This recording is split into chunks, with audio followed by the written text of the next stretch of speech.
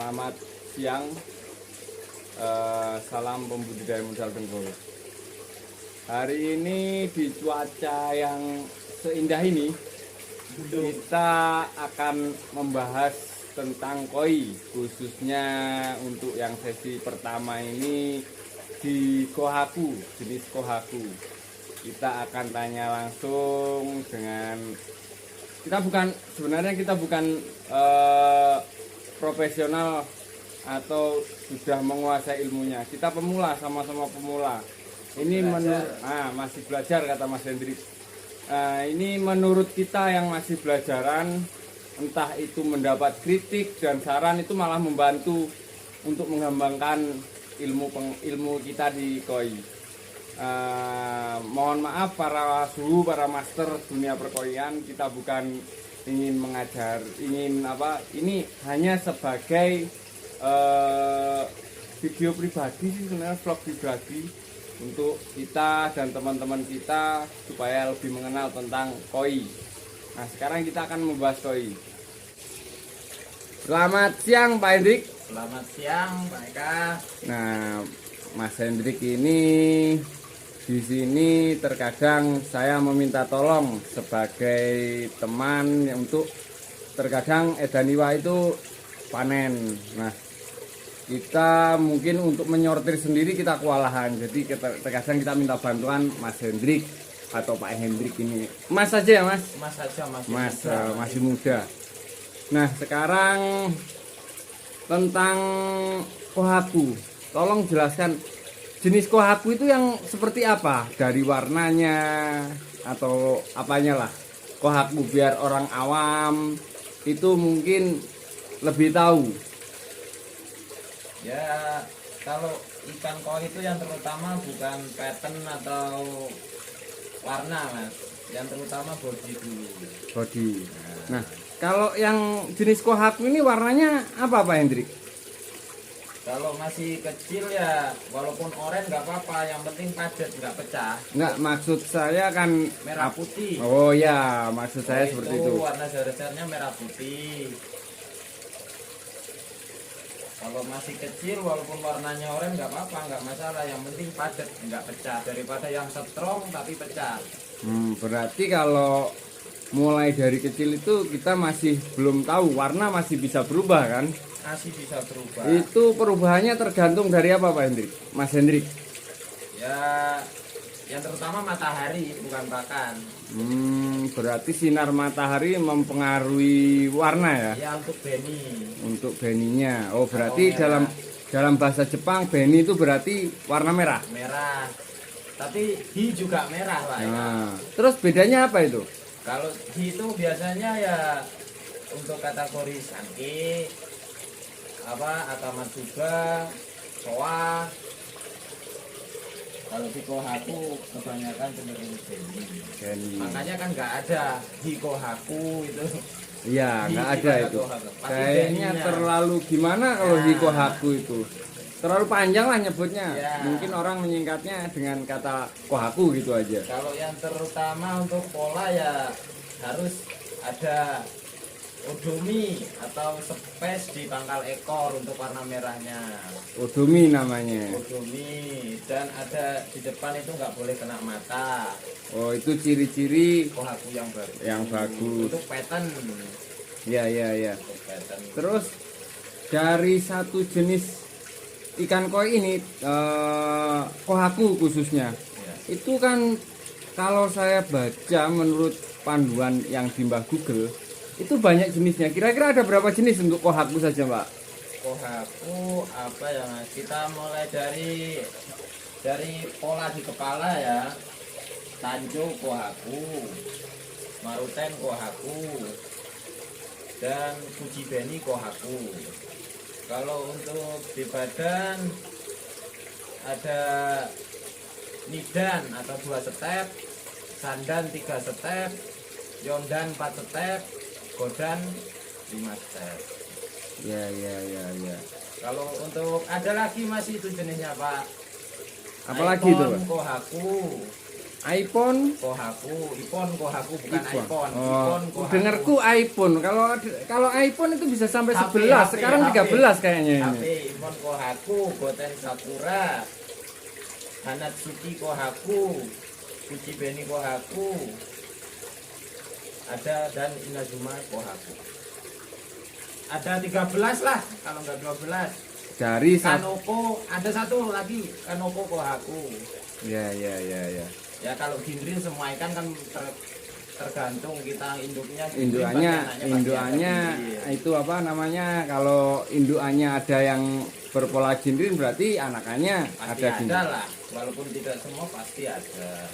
Terus untuk ya kita sebagai pemula, mungkin teman-teman juga yang belum mengetahui lah ciri-ciri untuk bibitan atau anakan itu, untuk mengetahui calon jumbo itu gimana Pak?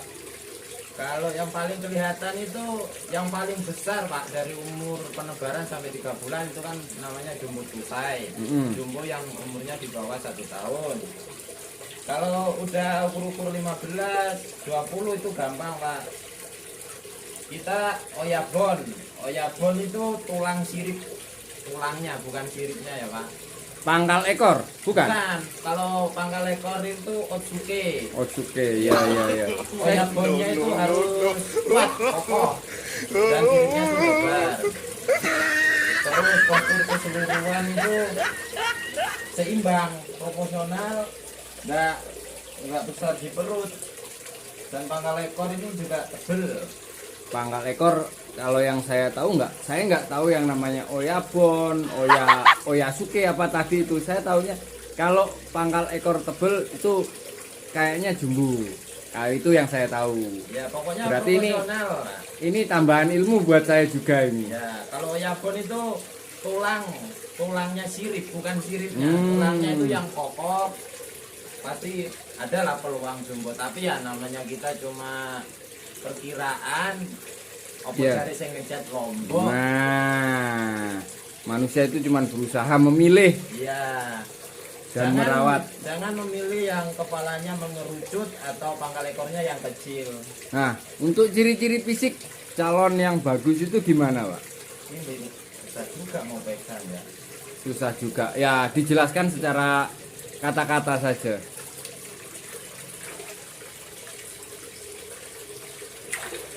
Apakah di sini ada yang bagus?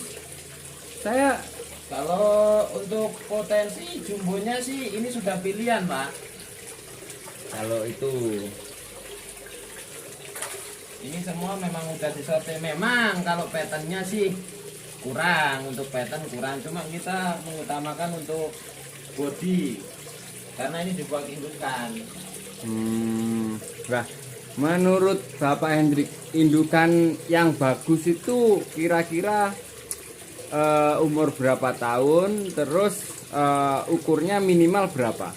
Kalau untuk betina ya kalau menurut peraturan itu ya di Jepang sana katanya ya 60 cm. Ya. Cuma kadang di Indonesia kebelet setelah butuh duit. Ya. Terus aturan itu apakah itu kita harus menurut aturan Jepang atau menurut aturannya kita? Ya terkadang kalau kita itu udah nggak sabar itu Pak, nggak mau menunggu. Kalau di Jepang sendiri ya nggak mau kalau di bawah 60 untuk indukan. Karena untuk peluang jumbo untuk anak-anaknya nanti nggak ada ya? Ya segitu paling jumbo. Pertumbuhannya berhenti di seperti indukannya ya? Iya. Makanya yang saya lihat itu di Jepang itu kayaknya nggak ada yang ukuran 50 diindukkan, minimal tuh 70, 80 itu udah. Kalau untuk yang laki-lakinya terserah, cuma kita fokus ke pattern mau menyetak apa. Ya. Terus ini satu lagi pertanyaannya.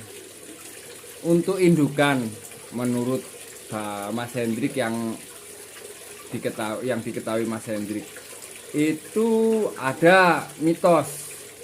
Salah satunya betina itu nggak harus bagus, tapi yang penting besar. Besar Yang dan skin bagus, Pak. besar dan skin bagus ya. Nah, terus yang pejantan itu yang menentukan, apa benar begitu? Iya, memang betul, untuk anak itu untuk body dia kebanyakan meniru indukan dari betina. Kalau untuk pola dan warna cenderung ke yang laki-laki, Pak. Makanya Pejantan. kalau untuk laki-laki untuk pejantannya kita harus pilih yang benar-benar bagus. Hmm. Walaupun polanya nggak bagus nggak apa-apa, yang penting warna dan skinnya itu bagus. Tapi apakah itu juga berlaku untuk indukan manusia, Pak Hendrik? Indukan mana itu? ini susah juga ini ya, Pak. Berarti kalau kita harus nyari besarnya, berarti kita harus nyari istri yang gemuk-gemuk ini, Pak Hendrik. Kalau koi yang gitu kan bukan besarnya, Pak Eka, panjang. Panjangnya ya. Panjangnya. Eh. Kalau hamil ya pasti besar. Oh iya iya. Kalau cari indukan manusia yang besar itu di pertigaan banyak, pakai karung dapat apa itu, Pak. Ya ya ya ya. Untuk terima kasih Pak Hendrik. Ya, sama-sama. Lain kali kita berbagi kesempatan untuk jenis soa dan jenis-jenis koi yang lain. Terus Ya. mungkin juga Pak Hendrik juga menguasai beberapa teori untuk pengobatan ikan. Kita akan mencoba mengorek dari Bapak Hendrik di lain kesempatan. Oke? Salam. Salam pembudidaya modal dengkul. Wes, masuk. Nah, itu tadi teman kita Mas Hendrik menjelaskan tentang kohaku. Sekarang tergantung, ini menurut saya bukan tentang bagus atau enggaknya, yang penting bagaimana selera kita. Kalau menurut aturan teori itu tadi sudah dijelaskan, tapi kalau menurut saya selera orang itu berbeda-beda, ada yang seneng kayak gini, seneng kayak gini. Jangan Itu kan penghobi, Pak. Juri aja seleranya beda-beda. nah kan. Sekian dari Edan Iwak, lain kali kita ketemu lagi. Semoga satu lagi, ini bukan untuk menggurui, ini sekedar kita berbagi, share pengetahuan kita, belajar bersama. Ingat, di perikanan itu kata guru saya, kata teman-teman itu nggak ada yang pintar, semua masih dalam tahap belajar. Itu yang terpenting. Oke, salam pembudidaya modal dengkul. Edan Iwak, enek dongo jeneng langsa. Ilingo lek wis ate koit. Oke? Salam.